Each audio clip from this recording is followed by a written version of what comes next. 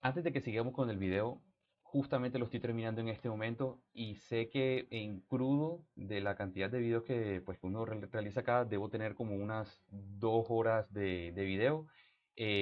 Seguramente se va a reducir, pero el video va a estar extenso, pero me gustó muchísimo que se pudo llegar en bastante detalle a cada uno de los pasos. Ténganle un poco de paciencia que van a ir viendo cómo se pudo desarrollar cada uno de los pasos muy detenidamente todo el método matricial, desde el principio de la estructura hasta el final. Entonces, espero que por favor se lo disfruten y ya saben, tengan entonces un poquito de paciencia. Y aquí vamos con el video.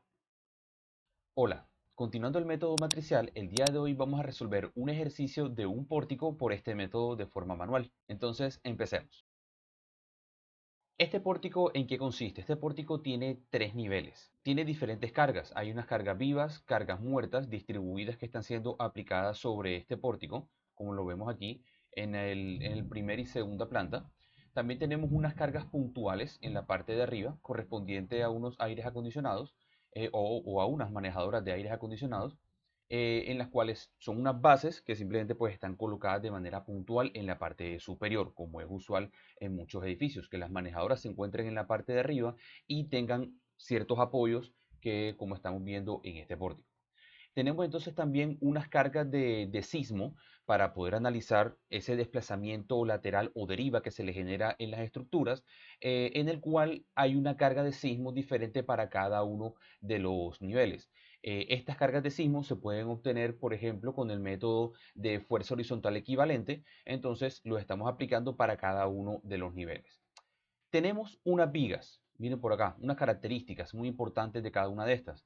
Tenemos una resistencia a la compresión de las vigas de 28 megapascales y una sección de vigas de 30 por 45.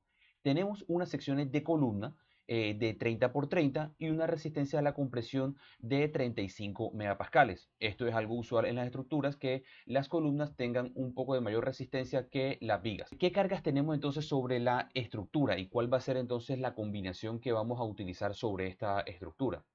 Porque recordemos que las estructuras, cuando se analizan, deben ser bajo unas combinaciones de cargas. No pueden ser todas las cargas simultáneas al mismo tiempo, ni mucho menos, sino debemos irnos a la norma. En este caso lo estamos haciendo con la norma NCR10, que las combinaciones son muy similares a las de las ACI 318. ¿Qué cargas tenemos entonces aplicadas? Tenemos una carga viva de 20 kN metro lineal, una carga muerta de 18 kN metro lineal. Esas cargas vivas y cargas muertas, ¿dónde están siendo aplicadas? En este nivel y en este nivel. O sea, en el primero y en el segundo nivel. En el tercer nivel, como ya habíamos visto, tenemos entonces una carga muerta correspondiente a los aires acondicionados o a las manejadoras de estos más bien, y que son cada una de 80 kN. ¿Okay? Están separadas desde el borde derecho a 1 metro de distancia el primer apoyo y en total a 2 metros el segundo apoyo. También entonces tenemos las cargas de sismo, las cuales son respectivamente 25, 75 y 130 kN. En este caso tenemos para cada nivel una carga distinta. Esto es resultado del método de la fuerza horizontal equivalente. Las alturas entre pisos, conversando un poco de la geometría, tenemos entonces una primera altura al primer nivel de 4 metros y luego del segundo y el tercer nivel tenemos entonces unas alturas entre pisos de 3 metros. El ancho de este pórtico, o sea, la longitud de la viga, tiene un ancho total de 6 metros. ¿Okay? Entonces, este va a ser el pórtico que vamos a resolver. ¿A qué nos referimos entonces con resolver la estructura? Nos referimos básicamente a par de cosas. Encontrar los desplazamientos y giros en cada uno de los nodos de toda la estructura y encontrar cuáles son las fuerzas internas en cada uno de los elementos. Básicamente es encontrar las reacciones de toda la estructura, de todo este pórtico, que son una de las más importantes, pero también vamos a poder encontrar cuáles son las fuerzas en cada uno de los nodos de esta estructura. Lo primero entonces que tenemos que definir para poder resolver este pórtico es determinar los grados de libertad de la estructura. Esto es un paso muy básico para poder resolver por el método matricial una estructura, en este caso de tipo pórtico. Recordemos que como estamos hablando de una estructura tipo pórtico, cada nodo que definamos debe contener 3 grados de libertad y siempre numerándolos en X, Y y giro. Ese es un orden bastante convencional que se tiene para poder manejar estos pórticos. Entonces tenemos, en el primer caso, en los apoyos abajo, tenemos los primeros dos nodos correspondientes a los grados de libertad 1, 2 y 3 para el nodo A y 4, 5 y 6 para el nodo B. Y esta enumeración va sucesivamente hasta llegar al último nodo, la estamos haciendo de abajo hacia arriba y de izquierda a derecha para cada uno de los niveles. ¿Okay? Entonces fíjense, aquí tenemos el nodo C, el nodo D y vamos continuando con la numeración de los grados de libertad. El nodo E, el nodo F, continuamos con la numeración de los grados de libertad y finalmente llegamos a los dos últimos donde tenemos los grados de libertad desde el 19 hasta el 24, empezando desde el G hasta el H. ¿Okay? ¿Qué otra cosa tenemos que hacer aquí en este paso? Es numerar los elementos que tenemos. En este caso estamos numerando de manera arbitraria primero las columnas para cada nivel y luego la viga de ese mismo nivel. Entonces primero las dos columnas 1 y 2 y luego la viga 3. Las columnas 4 y 5 y luego la viga. Las columnas 7 y 8 y luego la viga número 9. Entonces en este caso tenemos un total de 9 elementos en este pórtico. Otra cosa que tenemos que definir es el sentido que va a tener cada uno de estos elementos. Para simplificar un poco, el sentido de cada uno de los elementos, lo que se hizo fue enumerarlos de abajo hacia arriba para el caso de todas las columnas y para el caso de todas las vigas de izquierda a derecha. Pero esto es simplemente una convención que se está tomando para este ejercicio, pero recuerden que lo pueden hacer de cualquier forma, de arriba hacia abajo, de abajo hacia arriba, de izquierda a derecha y de derecha a izquierda. O si tenemos un elemento en diagonal, en cualquiera de los dos sentidos que se puede, pues, describir la dirección de un vector. Ahora entonces, ¿qué vamos a realizar? Ya nos podemos dar cuenta del planteamiento del ejercicio que habíamos definido que las columnas son de 35 megapascales, ¿ok? Y las vigas son de 28 megapascales. Un dato muy importante que nosotros vamos a utilizar aquí es que las columnas, al ser de 35 megapascales, nosotros de la norma podemos conocer una ecuación de las varias que tiene, pero vamos a utilizar esta en este caso, de 4700 raíz de f' sub c. Miren que nosotros aquí podemos calcular con esta ecuación el módulo de elasticidad. Súper importante el módulo de elasticidad porque está involucrado en la matriz de rigidez de cada uno de los elementos y a su vez también en la matriz de rigidez de toda la estructura. Entonces nosotros conociendo la resistencia a la compresión de los elementos, vamos a poder entonces determinar el módulo de elasticidad que va a tener cada uno de estos elementos. Un módulo para la columna y un módulo para las vigas. Entonces, aplicando el módulo de elasticidad del concreto, E sub C, para las columnas sería entonces 4700 raíz de f' de 35 megapascales. Recordemos que esta ecuación está calibrada, o este coeficiente de adelante, el 4700, está ajustado para que la resistencia a la compresión siempre sea en megapascales y el resultado del módulo de elasticidad siempre sea en megapascales. ¿Ok? Entonces, aquí lo ingresamos en MPa y el resultado también lo vamos a obtener en megapascales. No importa que le estemos sacando la raíz. Lógicamente se podría pensar, oye, pero si estamos sacándole la raíz a megapascales, la respuesta no puede ser megapascales. Pero ya tenemos entonces este 4700 ajustado a esto. No solamente se encuentra en la NCR10, sino que también se encuentra en la ACI 318. Entonces en este caso tenemos un módulo de elasticidad de 27.805 megapascales. Tiene otros decimales más, pero lo podemos dejar de esa manera pues ahí redondeado. Listo, esto no va a afectar más. Y para el caso de las vigas, tenemos entonces un módulo de elasticidad E sub c de 4700, raíz de f' sub c para las vigas que es de 28 megapascales. Por lo tanto, eso nos da un total de 24.870 megapascales.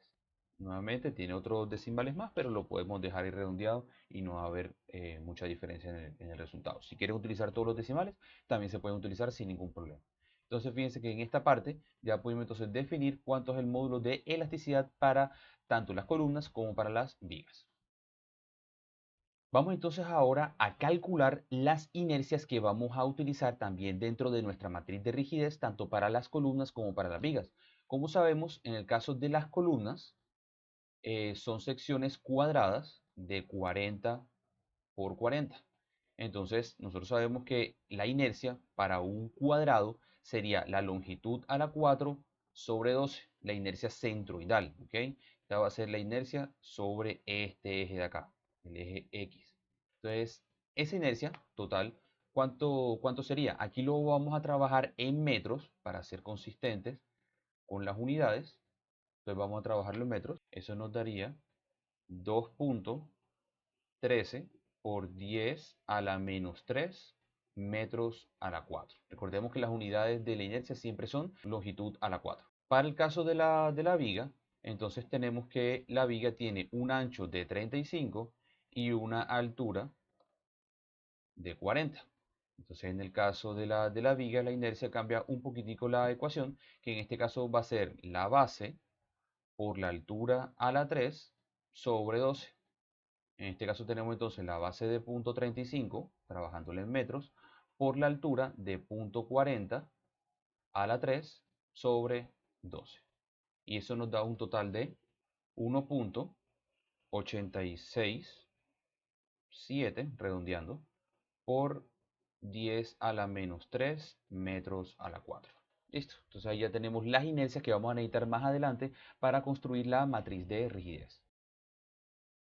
Ahora, nosotros, ¿qué tenemos que revisar ahora acá en la estructura? Algo muy importante, y es darnos cuenta qué combinación de carga vamos a utilizar para poder resolver esta estructura. En este caso, el combo de revisión, estamos utilizando 1 2 veces muerta más el sismo E de earthquake más 1 de L, que es la carga viva. En este caso, no podemos, a veces se tiende a confundir como que este resultado de acá, el 1,2D más 1E más 1L, aquí debemos tener un resultado numérico directo y no siempre es el caso. En este caso, nosotros tenemos las cargas bajo diferentes fenómenos. En este caso, tenemos una carga distribuida para el caso de la viva y la muerta, que son estas dos de acá. Entonces, fíjense que aquí el sismo no se me involucra, porque la carga repartida que yo tengo en este piso y en este piso solamente corresponde a la muerta y a la viva. O sea que entonces, en este caso, para el piso 2 y para el piso 3, esa carga distribuida, entonces nosotros debemos utilizar la carga muerta y la carga viva. Entonces, multiplicando por el respectivo factor de mayoración de cada uno, la carga muerta debe ser 1.2 veces D, que en este caso D es de 18 kN por 18, más 1 por la carga viva, que en este caso sería 20. ¿Cuánto nos daría ese total? 41.6 kilonewton por metro lineal. Entonces ya sabemos que esta carga de acá, 41.6 kilonewton por metro lineal, corresponde a la carga lineal del segundo piso, del primero y del segundo piso. 41.6 kilonewton por metro lineal. Listo.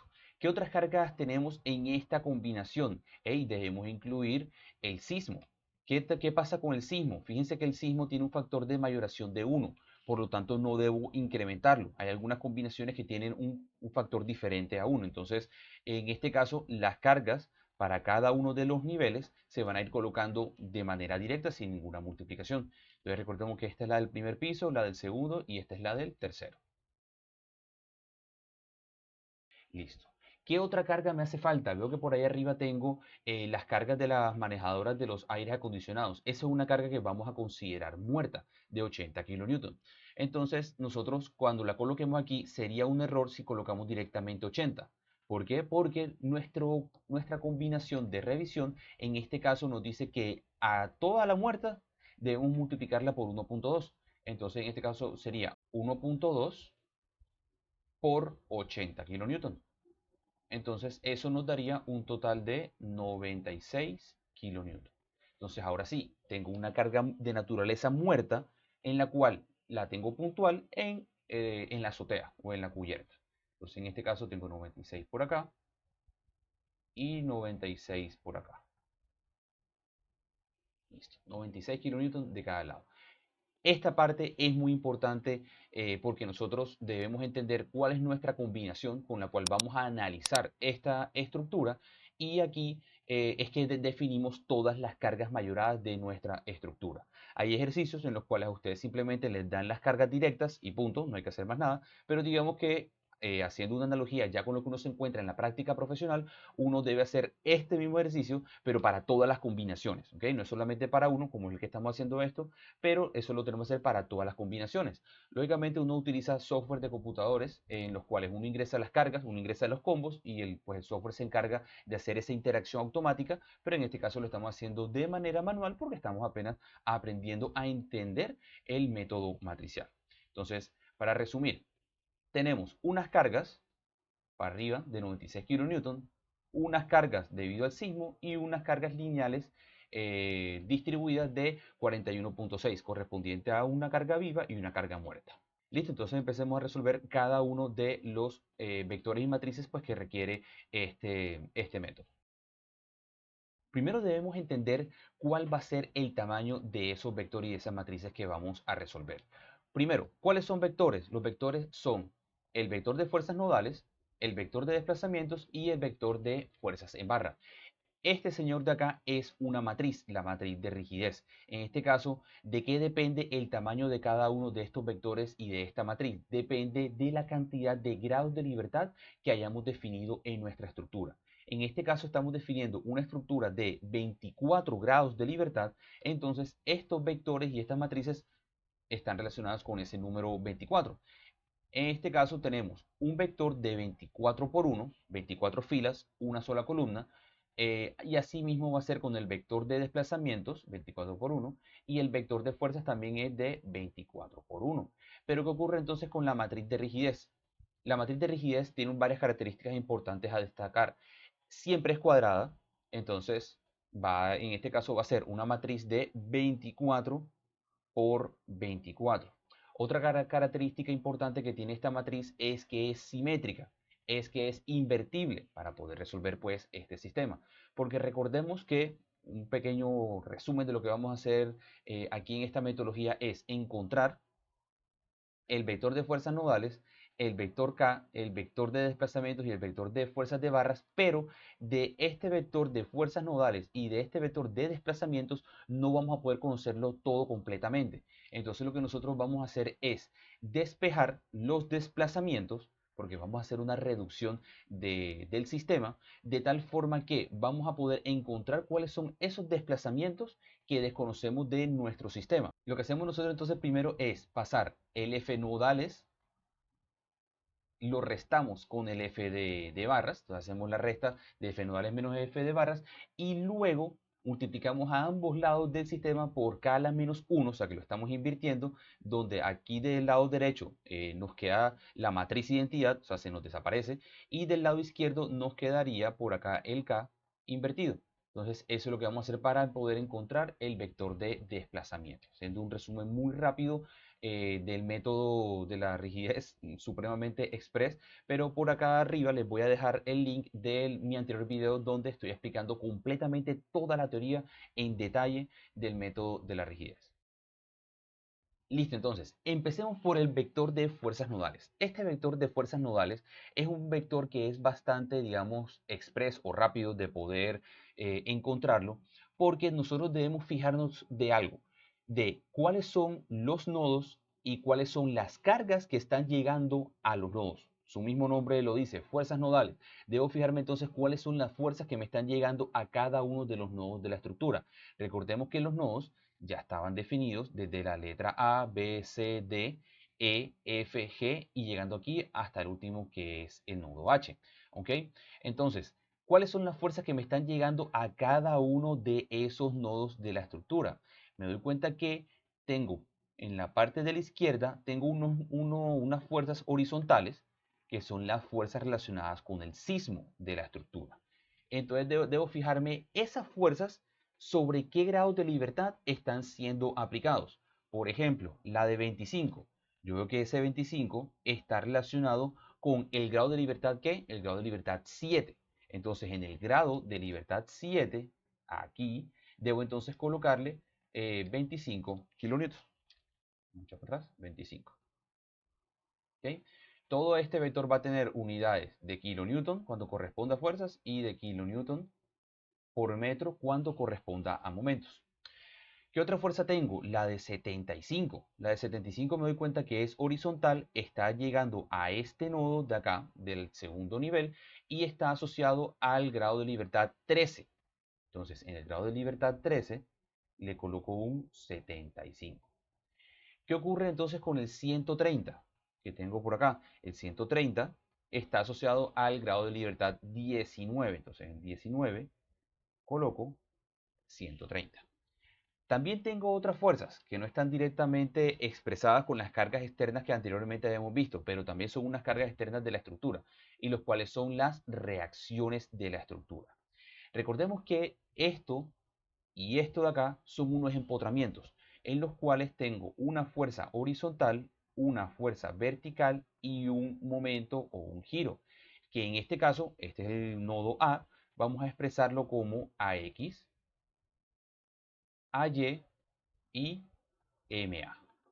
En el caso del nodo B, también tengo las tres reacciones porque también es un empotramiento. En este caso tengo entonces un BX, tengo un BY y tengo un momento MB.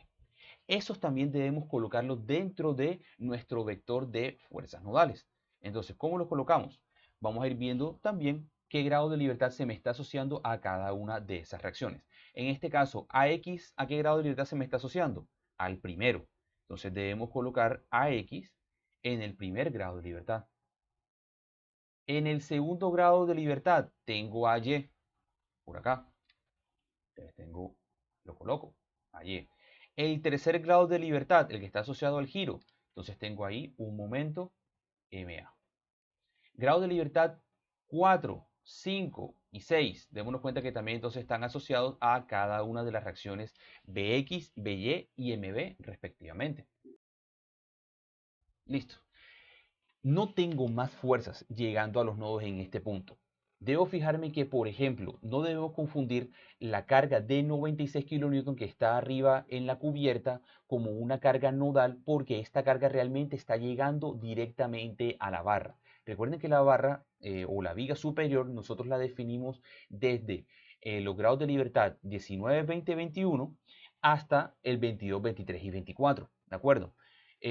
Por lo tanto, me doy cuenta que esa carga realmente está llegando es aquí y llegando acá. O sea, no hay ningún nodo directo ahí. Por lo tanto, se considera una carga en barra, que ese es otro vector que vamos a calcular más adelante. El resto de grados de libertad para este vector de fuerzas nodales se le debe colocar directamente 0. ¿Ok? Porque no tengo fuerzas en ninguno de esos grados de libertad. Desde el 8 hasta el 12 no tengo fuerza directa en ese grado de libertad. Desde el 14 hasta el 18 tampoco. Y desde el 20 hasta el 24 tampoco tengo. Listo, entonces este primer vector que tenemos aquí sería nuestro vector de fuerzas nodales. Listo, entonces ahora vamos a pasar a calcular el vector de f de barras. Este vector de f de barras, de pronto, de los vectores que se calculan acá de forma manual, es de pronto que se demora un poquito más, no es tan directo como el vector de f nodales, porque hay que hacer varios cálculos de estática, pero igual es sencillo de poder calcular. Entonces, ¿qué debemos fijarnos en este vector de f de barras? Debemos entonces fijarnos en cuáles son todos los elementos que tienen fuerzas directamente aplicado en el propio elemento. Ya no pierdo de vista en este momento los que son nodales, ya los olvido, sino que nada más me voy a concentrar en las fuerzas que llegan directamente en las barras. Entonces, ¿cuáles son estas fuerzas? Vamos a por acá señalarlas. Primero me doy cuenta que estas de 41.6 y esta de acá arriba también llegan directamente al elemento 3 y al elemento 6, que son estos de acá. ¿Okay? Entonces, estos dos voy a tener que incluirlos dentro de este gran vector. Pero vamos a ir haciéndolo por partes. ¿Cuál es el otro elemento que tiene fuerzas en barras? Es este que está relacionado con las cargas de 96 kN. Son dos cargas puntuales que vamos a tener que resolverlas. ¿Qué es lo que vamos a hacer entonces en este paso? Vamos a encontrar cuáles son las reacciones que tiene cada una de estas fuerzas directamente en los apoyos de estos elementos. Lo que tenemos que hacer entonces es hacer un biempotramiento de los elementos en sus dos extremos y resolverlo, encontrarle las reacciones que tienen en los dos extremos este propio elemento.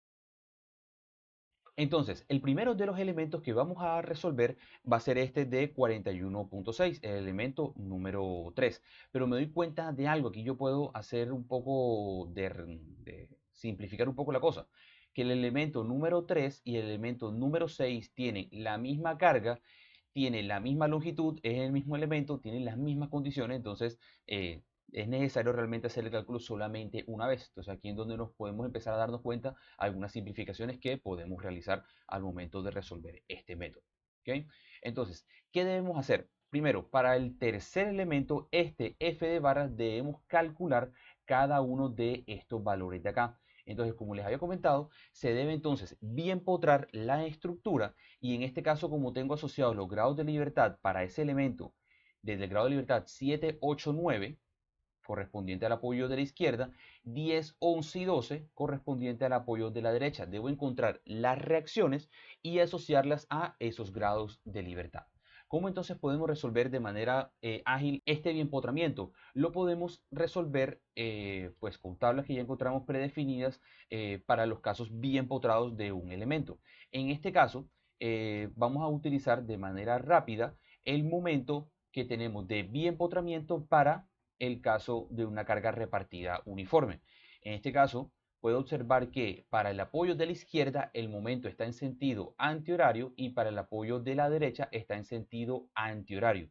Aquí hay que fijarnos algo con la cuestión del signo que vamos a hacer pues a continuación. Entonces ya tenemos la ecuación que sería un doceavo de Q por L al cuadrado para nosotros encontrar los momentos de biempotramiento. Y con ayuda de un poco de la simetría vamos a poder calcular las reacciones verticales. Entonces, habíamos definido que el momento en el apoyo de la izquierda, que sería el apoyo C, esto sería C, este sería D, sería Q por L al cuadrado sobre 12. Entonces, para poder hallar ese aumento, simplemente reemplazamos. Q, ¿cuánto sería? La carga repartida de 41.6 por L. Recordemos que ese elemento tiene una longitud de 6 metros. 6 al cuadrado sobre 12. Sería entonces un total de 124.8 kilonewton por metro. Lo mismo va a ocurrir con D, pero aquí hay que hacer algo. Si recordamos el grado de libertad, ¿cómo está definido? El grado de libertad, lo voy a poner en azul, para el caso del extremo de la derecha está definido en sentido antihorario, pero realmente ese momento va en sentido horario. Por lo tanto, ese grado de libertad, al ser contrario al del momento real que hay en ese apoyo, pues se debe colocar de manera negativa, representando que va en sentido contrario al giro del grado de libertad. Pero el momento es el mismo como tal, 124.8. Solamente que al momento de pasarlo aquí, lo debemos colocar con sentido negativo. ¿Qué ocurre entonces ahora con las reacciones verticales? Con esas reacciones que van en los extremos. Aquí podemos aprovechar algo de la estática, y es que esta carga, al haber simetría, ya yo sé que este señor de acá y este señor de acá, o sea, el CY, es igual a DY. Entonces simplemente sería repartir esa carga distribuida entre dos. ¿Cómo hacemos eso? Sería 41.6 por la longitud, primero para volverla puntual a toda la distribuida y la vamos a dividir pues entre dos. Eso nos daría entonces un total de 124.8 kilonewton por metro. ¿De acuerdo? Entonces ahí tenemos esa carga vertical. ¿Qué ocurre? ¿Qué pasa con los grados de libertad horizontales? O sea, con el CX y con DX. Van a ser cero. Como no tengo ninguna carga horizontal en este caso, pues simplemente ambas cargas van a ser cero. Entonces recordemos los grados de libertad, que en este caso, ¿qué grado de libertad tengo? Tengo el grado de libertad 7, 8 y 9 asociado siempre en ese mismo orden, horizontal, vertical y giro. Y para el apoyo D, lo mismo, pero ahora en 10, en 11 y en 12. Entonces vamos a ir asociando cada uno de estos resultados que acabamos de obtener aquí al vector como tal. Entonces, 7 con quién está asociado con la reacción horizontal, 0. Y vamos a aprovechar de una vez y colocar la de 10, 0 también. 8 y 11, que son los grados de libertad verticales. ¿Qué pasa con 8 y 11? Ahí me doy cuenta que tengo 124. Como la reacción es hacia arriba y el vector, perdón, y el grado de libertad también es hacia arriba, entonces sería 124.8 positivo. 124 para 11 también. ¿Qué ocurre con 9? También nos había dado 124.8. 124.8 para este caso. Esto que tengan ambos el mismo valor es simplemente una mera casualidad de este caso. También ocurre con otros casos bajo ciertas condiciones específicas. En el grado de libertad número 12, tenemos entonces que colocar también 124, pero va a ir negativo, por lo que les había comentado del cambio del giro, que el grado de libertad está en sentido antihorario y el momento de ese apoyo realmente también es horario, entonces debe ir negativo. Para el elemento 6, para el elemento número 6, esto de acá lo podemos tal cual copiar